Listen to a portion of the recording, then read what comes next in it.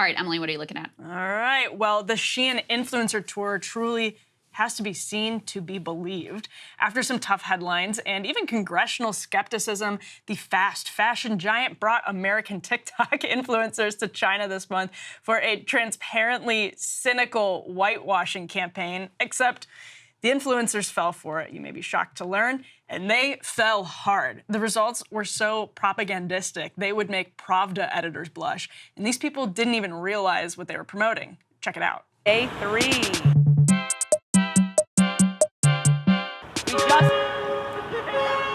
We just pulled up. My mouth, I'm still picking it up off the ground. It's so big. Today we are at the Shein warehouse where the products come directly from this facility to your home. The most fascinating thing is that I've seen the exact process of Shein clothing. I've seen how it's designed, I've seen how it's made, now I'm gonna see how it's packaged and shipped off. And I feel like that's such a unique perspective to be able to see as not only a creator, but a consumer of Shein. All right, rest assured, the influencers have investigated the situation and everything is under control.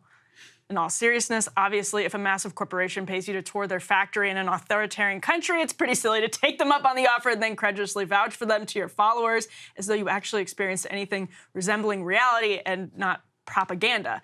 If you're not familiar with Shein, which was founded in China but is now based in Singapore, here's just a quick overview from CNN Business. Quote, Shein has enjoyed particular popularity with Gen Z and Crystal because it heavily advertises on apps like TikTok, cultivates close relationships with influencers, and keeps prices low during a period of historically high inflation. Investigations in 2022 alleged that Shein failed to declare that it had sourced cotton from Xinjiang for its products, a violation of the Uyghur Forced Labor Prevention Act. Shein and several other Chinese fast fashion firms have also faced a high volume of copyright infringement accusations and lawsuits for intellectual property rights violation.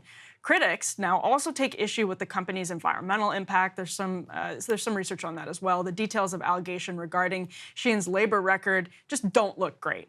A Bloomberg analysis last November reportedly found cotton in Shein clothes could be sourced to Xinjiang, which the company failed to disclose in compliance with legislation that sought to crack down on products made via forced labor from Uyghur Muslims. Whether or not you like that bill, Shein sourcing cotton from Xinjiang and then also choosing not to disclose it is a pretty glaring sign they were probably using forced labor knowingly to make clothes. Here's one government report summarized media findings on Shein. Quote, outside of concerns about forced labor, a 2022 investigation by Channel 4 found a pattern of labor practice violations at Shein-affiliated factories in Guangzhou. In one factory, workers were paid the equivalent of $556 a month to make 500 garments a day. Workers had their first month's pay withheld in order to ensure worker retention. In another factory, workers had no base pay, and they were instead paid 4 cents a garment. These workers were fined heavily for mistakes in stitching or sewing. The report further found workers in Shein factories working 18-hour workdays with 1 day off a month, clear violations of both Chinese labor laws and Shein's own supplier code of conduct. Reuters reported in 2021 that Shein made false statements and lacked disclosures regarding its labor conditions in violation of the UK's Modern Slavery Act. Okay, so here's where the influencer tour gets even more ridiculous. Shein organized this trip literally weeks after announcing plans to prep an IPO by the end of the year. So enter Congress, where bipartisan reps Jennifer Wexton and John Rose penned a letter to SEC Chairman Gary Gensler asking him to, quote, set forth regulations and mandate Shein to certify via independent verification that the company does not use Uyghur forced labor as a condition of being registered to issue securities in the United States.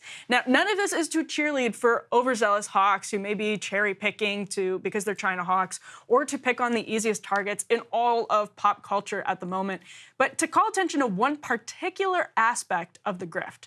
Shein used videos of the influencers thanking them and saying things like, quote, it is so nice to look around the table and see women that look like me. One of the influencers who actually apologized after getting backlash said part of the reason actually came down to identity, explaining, quote, especially plus-size content creators were just happy to be included. Mashable ran a headline, interestingly, that read, quote, Shein exploited marginalized women for their influencer trip. It worked. So here's the real takeaway. It's not that fashion bloggers aren't geopolitical geniuses or that China's labor record is highly suspect. We know all that. It's how vulnerable we are to Chinese propaganda intended to exploit our divisions and weaknesses. Shein, by the way, is a top TikTok advertiser. How can they trick big American social media accounts into whitewashing an economic powerhouse's labor record? well, they can prey on identity politics. It's just a reminder that not only are some of these identitarian fixations used to divide and distract in the US, they're being used to propagate exploitation abroad, and they're continuing to weaken us then globally. Crystal, Shein is a really interesting company. Hey guys, if you like that video, go to breakingpoints.com, become a premium subscriber, and help us build the best independent media organization on the planet. That's right. We're subscriber funded. We're building something new. We want to replace these failing mainstream media organizations. So again, to subscribe, it's breakingpoints.com.